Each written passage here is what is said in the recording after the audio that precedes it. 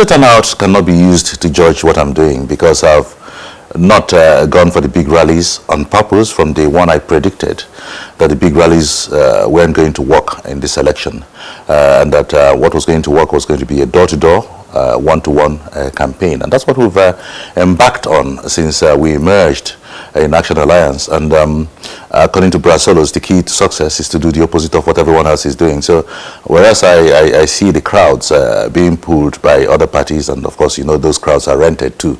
The same crowd will go to Action Alliance or PDP or APGA or any other APC rallies. So I've never been one to be mesmerized by big crowds.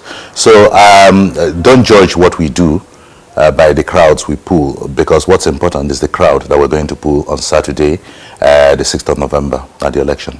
I want to be the least popular candidate, but the candidate that emerges victorious after the votes are in. And believe me, we may pull a surprise. I say may, and I'm not saying we will, because God is the one that gives power, and I cannot do God's work. But I have done enough work to leave Almighty God to do his own for the Anambra. My candidature is born out of frustration. I'm a protest candidate, and I think I resonate with the voters. I resonate with even the IPOB members protesting. I'm not saying they're supporting me, please.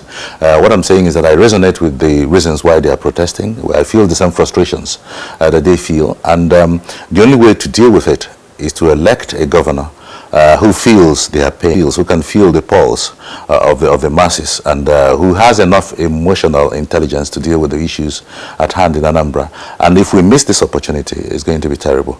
So yes, I believe elections should go on, but the outcome of that election should be one that will solve our problems, not one that will exacerbate our problems.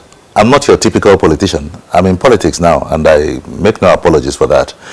You cannot make omelette without breaking eggs. So the only way to change the narrative is to be a part of the process and to be able to lead by example, to be able to begin to solve these problems bedeviling our people. Because if you're outside of the football field, you cannot score a goal. So first you have to get involved, and you have to know what the problems are, what the issues are. If you don't know what the problems are, you can't solve the problems. So I've been in politics for just 2.5 years. Okay, I'm from a political family, and I'm sure you know that. But I've kept away from all of this. I kept away as part of preparing myself, because you can prepare yourself in one of two ways: either to go through the political process, go through the various cadre rungs of elections and in politics, or you do what I've done: lead outside of politics selflessly. Do not do it for money. We have businessmen as politicians. We have political businessmen as our leaders in leadership positions. I'm not that at all. I'm happy to say it anyway. And if you check my record, you'll find that that's exactly who I have been in the last 58 years of my life. So I'm in this process precisely because I agree with the narrative that our politicians have not served us well. But the only way to change it is not to leave them, because they don't have the capacity to change the course. It will take a few people to upset the apple cart, a few disruptive candidates like myself, and hopefully leaders like myself, disruptive leaders. I'm not the only one, that one's other people. But you need people like us to come in and say enough is enough and speak for the masses for a change. If you have a leader who says what he means, not what people want to hear, but what he means, a leader who is honest with himself and honest with the people, he can achieve a lot of results. And these things are so glaring, people will see it. If you have a leader who is able to walk his talk and lead by example and lead selflessly, like Dr. M. Ayabara led us in the 60s, the Eastern region in the 60s, he achieved a lot of results. Since then, we're still talking about him. 50 years later, more plus later, we're still talking about M. Ayabara. Okay, so why have we not raised other M. Ayabaras since then? All right, we've also had my late great uncle, Ikemba Ezibodum, and who also led selflessly. But these leaders are few and far between. We are here to be counted. There's no point in pretending that things are not wrong. Things are wrong. We know what the problems are, but everybody is in this thing as business. Let them go and make money for themselves and their families. I'm not interested in any of that. I'm here to serve the people. And if it pleases God, I'm here to change the narrative too. As an accountant, I see things going wrong, okay?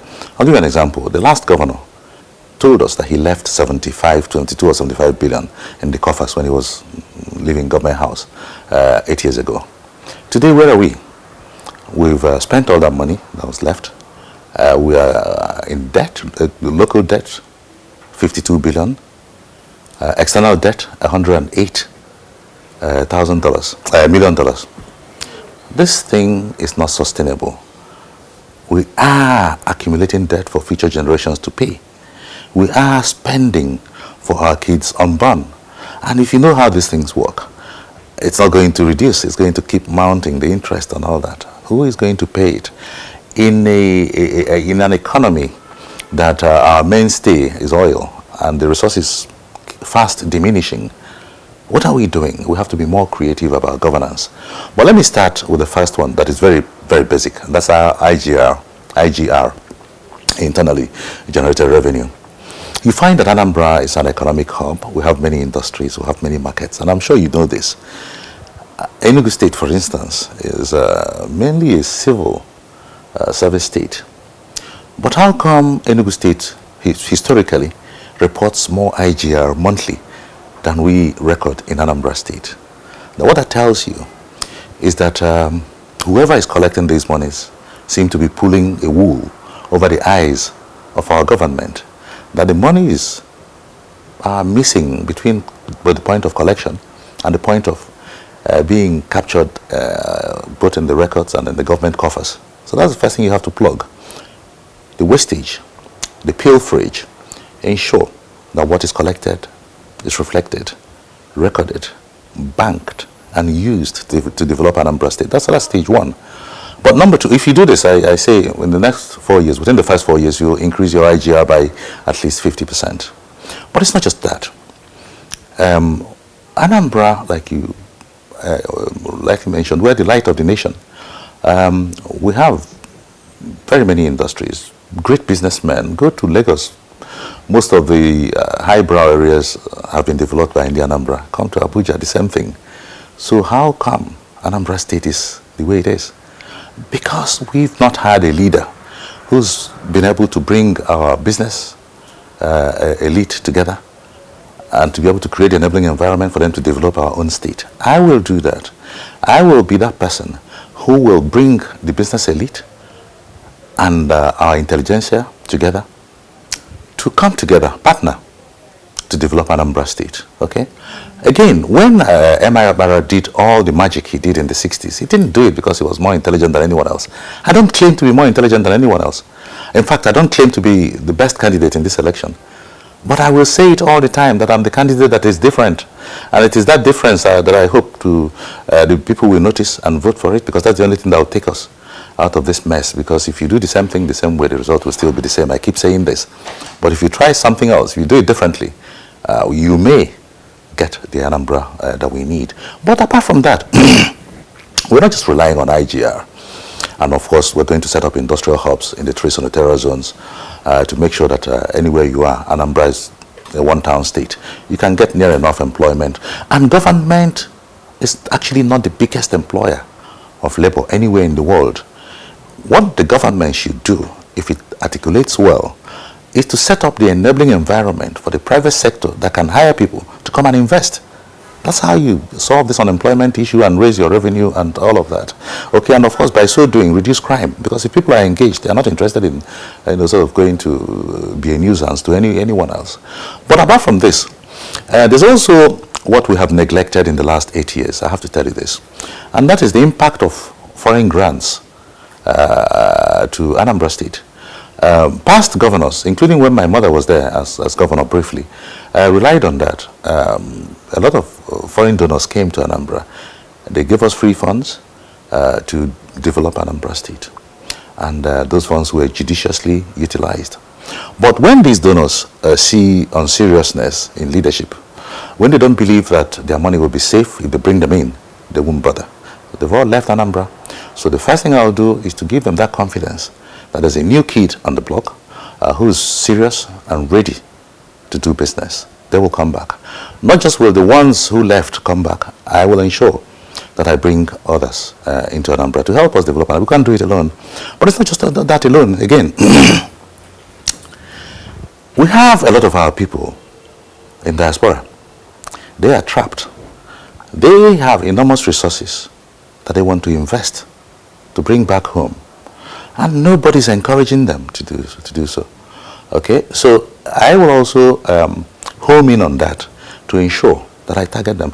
If you elect a leader with a great worldview that I believe I represent, there is no reason why Anambra cannot prosper in 4 years. Governor knows precisely what's going on. He's the only one who can tell us this is so. Even from the Commissioner of Police, the Commissioner of Police only has a part of the information. The DSS will have their own. The military, 82D, as in Anambra State, will have their own source of information. But it is one man that can process all of that and that has the bird's eye view looking from the top and that can tell us what's actually going on. Because the police will have their own perspective, the military will have, the DSS will have, other units will have, even the civil defense and all of that. Even Rosette, some of the sources of information. And that's when a governor will begin to sort of know accurately what is going on in his state. If he says he doesn't know, then I'll be shocked. Every governor gets a security briefing every day. There is no way my governor doesn't know who these people are. These so-called unknown gunmen. He knows who they are. If he doesn't, he should know. If I was governor, I will know. If you're privy to security reports, then you know what the problems are. And you'll be able to solve those problems. If you're not privy to the security reports, you'll be groping in the dark. There are many theories as to who these people might be. Whether they are political opponents, whether they are ESN, whether they are criminals, kidnappers, bandits, or whatever, whether they are headsmen, for instance. Nobody knows, but the governors know. Okay, not just in Anambra, every state. So, first of all, identify the problem, then you can solve it. But I'll go beyond that. There's also this misnomer in our constitution that says the governor is the chief security officer of his state and he's not in control of the commissioner of police and in turn not in control of the police in his state. But that shouldn't be a problem. If you're a governor that's able to develop a good relationship with the police, with the center, with the IG, with the commissioner, you can get them to do the job that they should do. Don't forget the fact that no governments at any level, both federal and state, wants anarchy in any state of the federation. It's in their interest, if they see that the governor is serious-minded enough to solve problems, to help him, to partner with him to solve those problems. That is one less hassle out of 36 states. Okay, so you do that. But even without that, Dr. Chris Ngige was governor for 3 years between 2003 and 2006 in Anambra State. In that period, he was not in control of the police because he was up against the federal government of PDP. That did not stop Anambra from being one of the safest states at the time. You know what he did? He made sure we had a good enough vigilante force, security services, okay, with legislative backing. You've often heard about the state governor security vote, and that we are beginning to see governors of various states treat as their pocket money. If you devote just a fraction of it to security, you will secure the state. But not just that. You solve crime with solving unemployment. That's a major one. If you can clear the streets of hoodlums, if you can keep them engaged and give them hope that tomorrow will be better than today, they will turn away from crime and do the right things. And how are we going to do that? We have many ways of doing that. Apart from setting up the industries and creating an enabling environment, M.I. Obara industrialized the eastern region. I'll go back to M.I., a very selfless leader, and he's my hero, will always be my hero. And I want to be the next M.I. Obara, by the way. He industrialized the eastern region using agriculture. And within 4 years, by 1964, a team of professors from Massachusetts State University came to the eastern region. They conducted a survey, professors for economics. They conducted a survey and they rated the eastern region as one of the fastest, the economy of the eastern region, as one of the fastest growing economies of the world as at 1964. MI had been in office for just 4 years. 4 years is the first term of any governor. Any governor who is serious-minded in a smaller space. MI had the whole of the eastern region, 5 states of the southeast some states of the South, River State was a part of it, Cross River, Akwa Ibom, parts of it. Okay? No, Delta wasn't. Delta was in the Midwest at the time, or in the West at the time. But it was a big enough territory. Again, I ask you, why will a leader in today's world, somebody with a great worldview, not use agriculture to feed our people, not use agriculture to earn for the state, not use agriculture to curb unemployment, and by so doing curb insecurity? Okay? These are some of the things we do. But we just won't end there. If by His grace I'm elected governor, come November 6, Anambra will be getting for the first time a sports person as governor. I am a footballer. In my, many years ago I was a goalkeeper. I have been my school captain of volleyball in 2 schools in my time. I played tennis, lawn tennis, I played table tennis. Captain of golf for 2 terms.